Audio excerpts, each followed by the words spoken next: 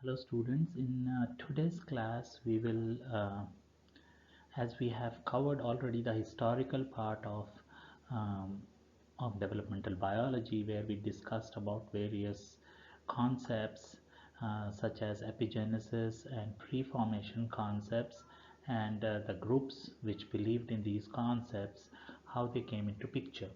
So as during the 1800s, so we spoke till 1700s, and as people reached towards late 1800s, the concept of epigenesis was becoming more and more stronger, and people gave different models to prove their points.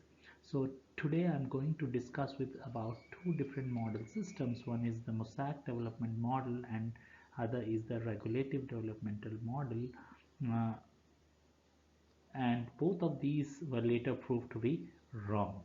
So we will talk about these two model systems, the Mosaic development and the regulative development. Let's go to the first. So it all started in 1883, where Wilhelm Raux and the August Weismann. Uh, Raux was born in Germany in a city called Jena, and during so in Raux was a 19th century experimental biologist, and he was very well known for his work on developmental mechanics. So he gave the theory of germplasm, so the germplasm theory or autonomous specification, and he also showed an experiment which is popularly known as the defect experiment. So, he gave the model called the Mosaic developmental model, which proposed that cells become uh, cells become progressively committed to specific cell fates. So Rock's landmark experiments were with the frog embryos.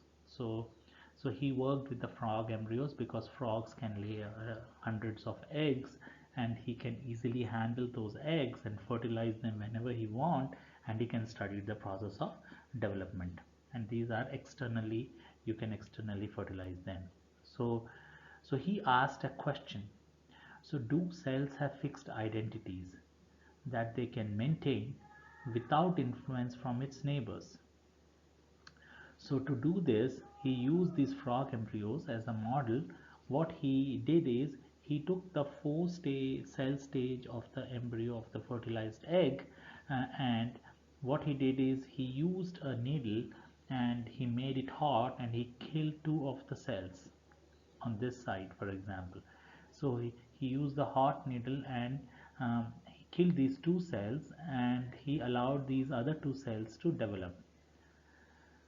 So as he allowed them to develop, after some time he was only able to see half of an embryo which developed.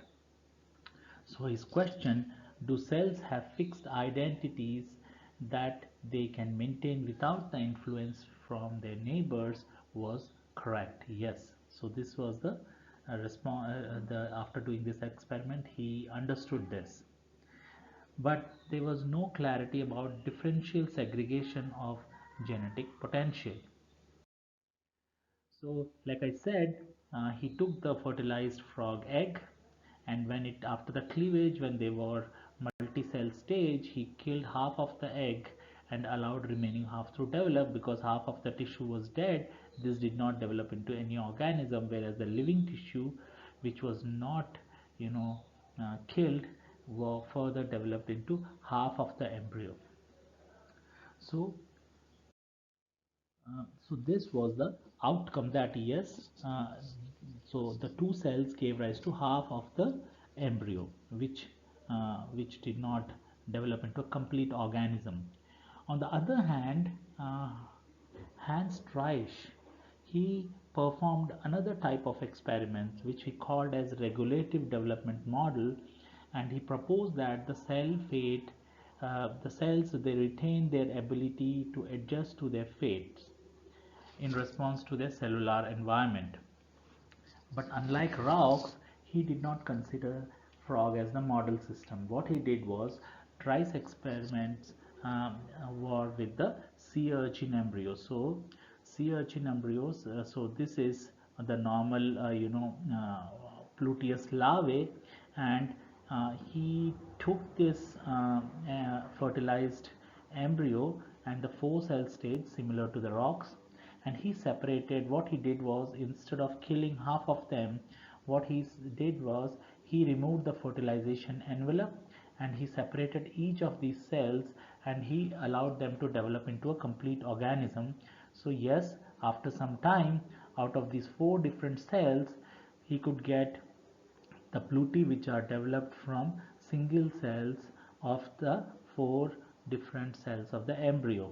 So his question: do cells have fixed identities uh, that they can maintain without the influence of its neighbors? No.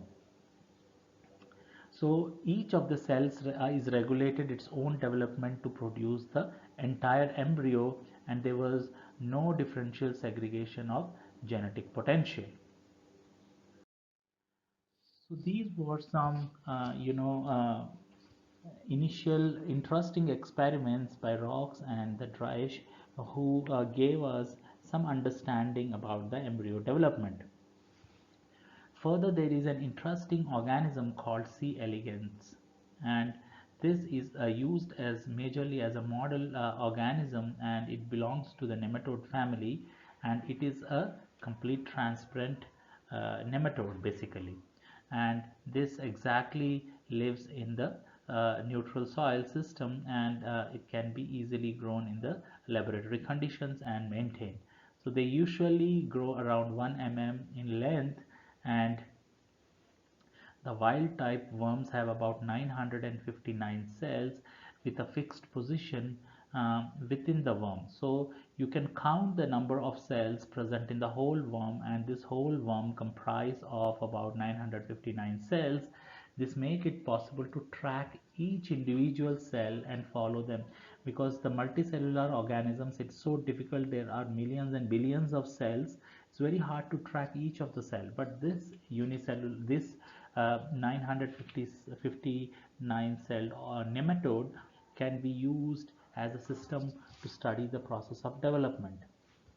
So the C. elegans were the first multicellular organisms that were sequenced in the year 1997, and their genome was found to be about 97 megabases, and they encoded about 20,000 genes on about 5 pairs of autosomal chromosomes and 2 sex chromosomes.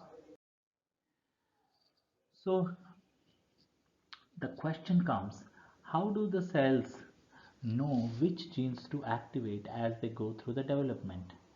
So this is a basic question of development, and most of the organisms, they use two different sources of information. First is the parents, and the second is the neighbors. So if you look at the information from the parents, so you have a mother cell, and there is a lineage of cells. So the mother can give rise to a red cell or a blue cell, and uh, and then these further transfer their characters into the to the other cells. So the red cell becomes other red cells, and further go on, they keep on multiplying, whereas the blue cell give rise to blue cells, and they keep multiplying. So this is information is transferring from the parent cell in the lineage, in the whole lineage.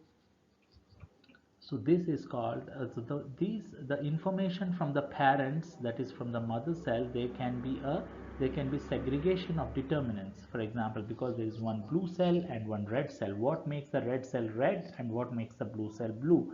So there can be a segregation of determinants, and that means there can be unequal localization of determinants. So the red cell would behave like a red cell because they have determinants which make it red. On the other hand, the blue cell could have determinants which make them blue.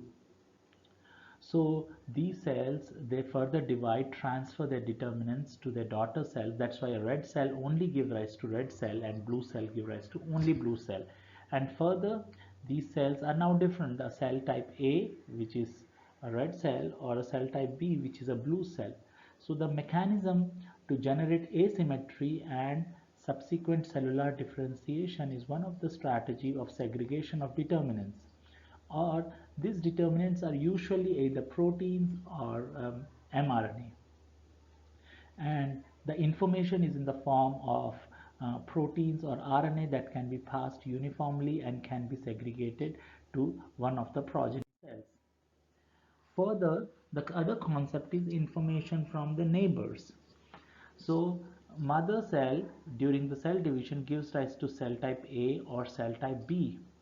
So these cells can have alternate mechanism to generate asymmetry and subsequent cellular differentiation. The cell division takes place and the daughter cells can be put in different environment, and these different environment lead to different cell types.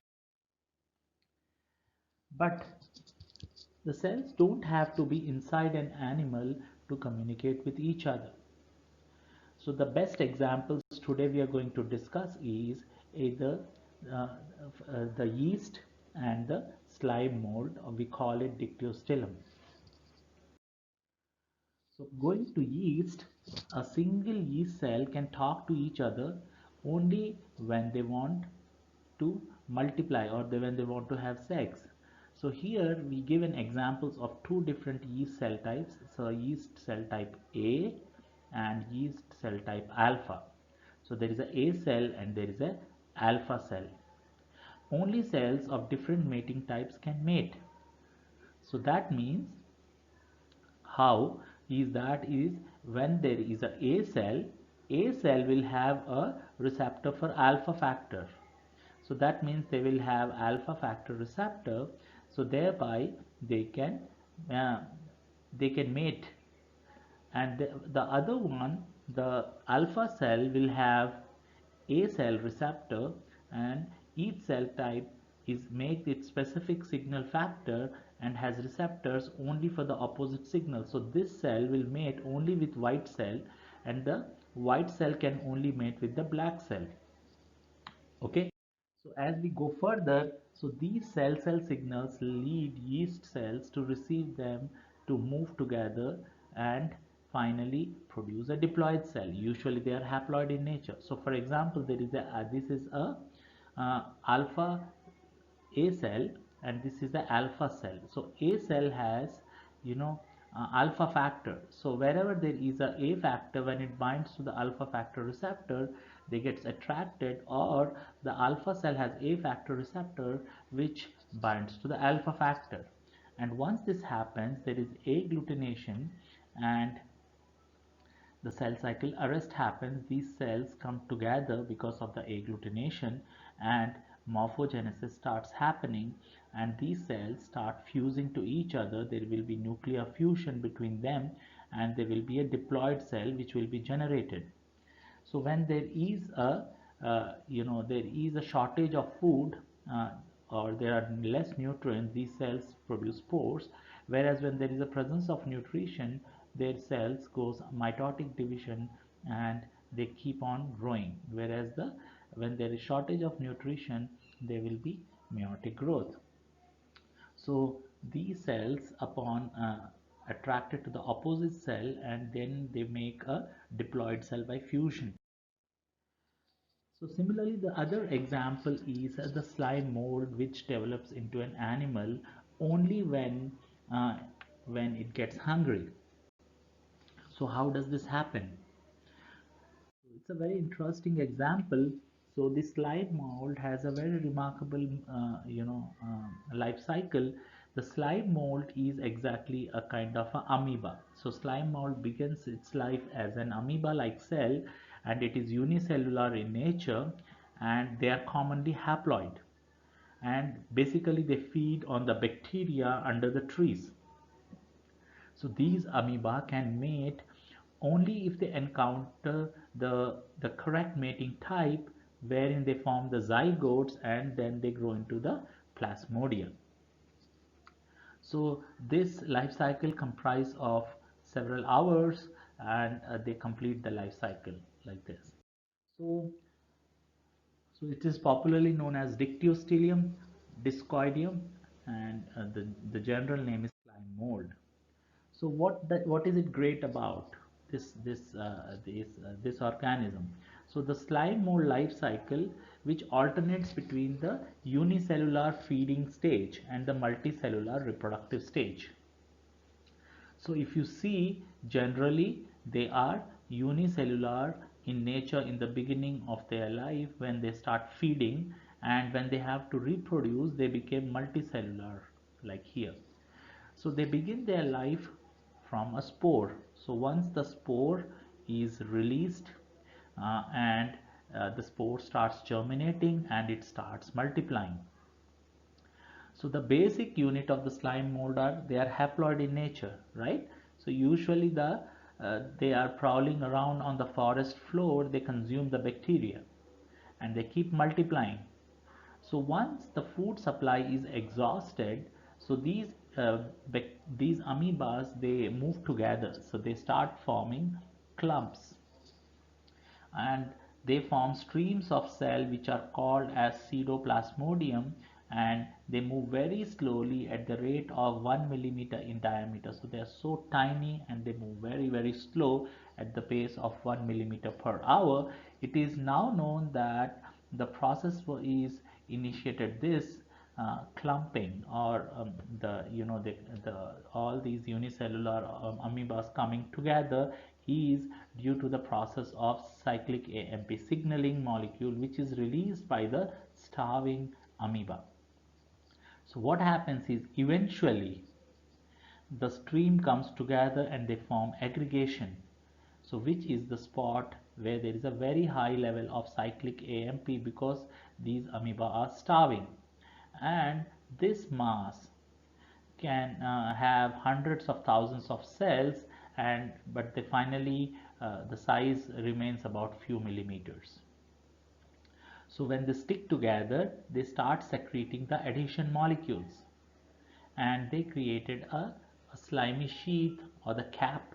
So this is the slimy sheath or the cap which covers all the cells in the mass, and this polarity is defined by the anterior front or the posterior back. So ends, and this is due to the oxygen gradient which is being created in this animal here. So the responsible genes for addition we can identify by blocking them with the addition molecule blockers, and thereby the resulting mass can become unicellular again, or it can become a loose rubble which are incapable to the further growth and development. So this slugs, it starts it's once it come together it stops at a favorable spot, and then what happens is the anterior cells become the stalk. You can see they convert into the stalk, and while the posterior cells they start becoming the climb up and form the spherical head of this, which is called the sorocarp, which is the bottom part which is attached to the soil. So they form a spherical head and the sorocarp, and then this further develops into the spores.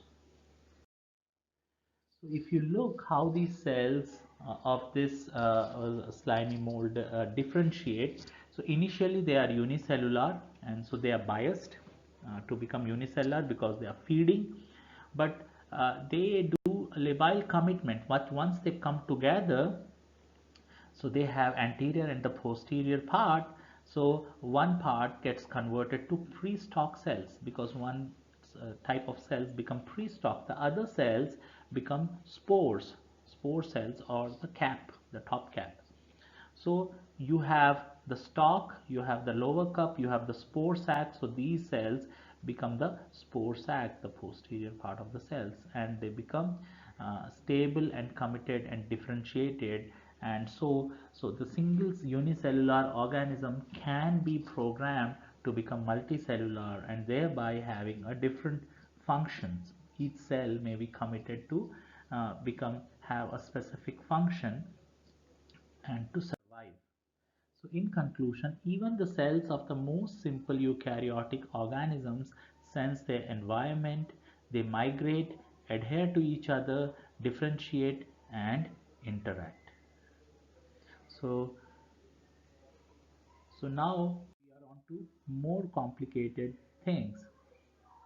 So the breakthroughs in modern biologies are all organisms share similar cellular machinery, and all animals use this machinery in the similar ways to direct the embryonic development. With this, thank you.